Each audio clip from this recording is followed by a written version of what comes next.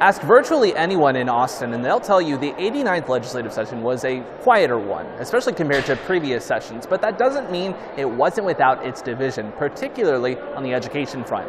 Just now, Governor Greg Abbott signed into law a massive public education investment, but only after he's already signed a school vouchers bill. Texas should be #1 in educating our children.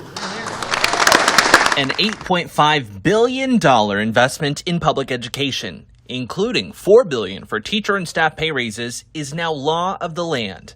That's the most ever in Texas history, and it could be impacting schools as soon as next school year. The fact that this teacher allotment for compensation is not just a bonus or a stipend, it's for the first time ever permanent. It's arguably the biggest bill of the 89th session, but it's only one piece of the puzzle. Well, we took one step in the wrong direction with vouchers, but then we did take a pretty significant step in the right direction. Governor Abbott has already signed SB 2 into law, creating a private school vouchers program in the state.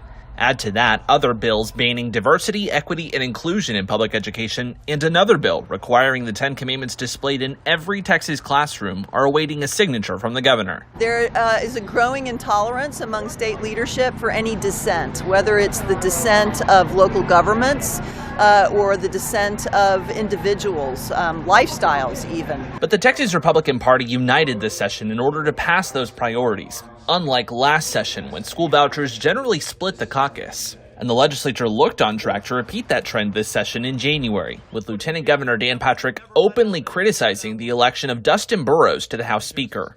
By the end of session, Patrick said it was the best working relationship the two chambers have had in years. The Republicans really got together and passed so much of the legislation that they promised that they would enact. And the quieter session essentially meant Texas operated like a normal political system. Rather than Republicans versus Republicans, the legislature returned to a majority party, Republicans, taking on the opposition party, Democrats. The Democratic caucus came across this time as less loud, but a bit more effective at navigating the process. And of course, all eyes are on Senate Bill 3, the THC ban. That bill is on Governor Greg Abbott's desk, but even up to this week, he's played coy on whether or not he intends to sign it or veto it. In Salado, Michael Adkison, CBS Austin News. Thank you for watching. Please hit the subscribe button and get the latest news by downloading the CBS Austin News app.